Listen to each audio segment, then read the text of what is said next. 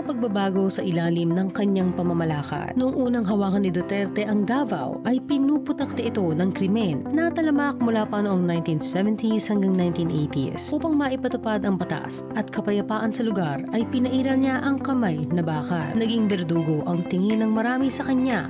Binansagan pa siyang The Punisher ng Time Magazine noong 2002. Sa mga nasasakupan naman niya ay isa siyang minamahal at nirerespeto bilang tagapangalaga ng kapayapaan at kaligtasan ng mamamayan. Sa mga natulungan naman niya ay isa siyang mapagbigay, mapagmahal at may gininto ang pusong si Tatay Digong. Sa paglipas ng panahon, sa ilalim ng kanyang pamumuno ay nakaranas ang Davao City ng pagtaas ng ekonomiya at malaking pagkabawas ng krimen mula sa dating kinatatakutan at iniiwasang lugar.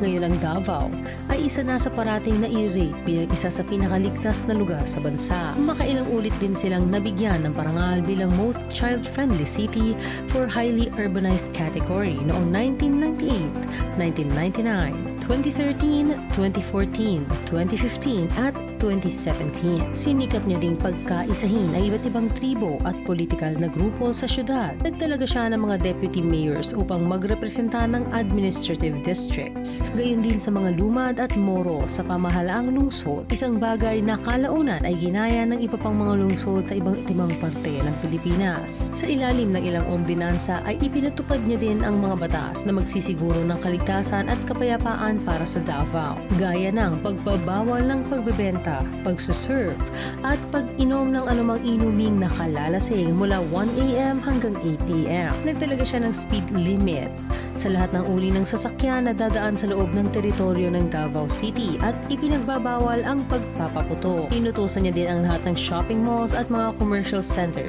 na maglagay ng CCTV sa lahat ng entrance at exit upang magkaroon ng karagdagang seguridad para sa lahat. Para naman sa kapakanan ng lahat ay itinatag niya ang Central 911 upang magkaroon ng centralized control para sa pag-aksyon sa mga emergency.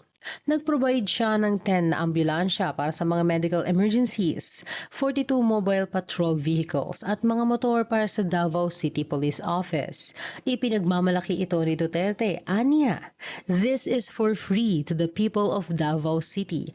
This is where taxpayers' money goes. You cannot find anything like this anywhere in the country." 24/7 ang operasyon ng Central 911. Kapag tumawag ka, ay ilolocate kung saan ang lugar ng emergency at doon magpapadala ng dispatch. Kaya din nilang subaybayan ang tugon ng ipinadalang unit.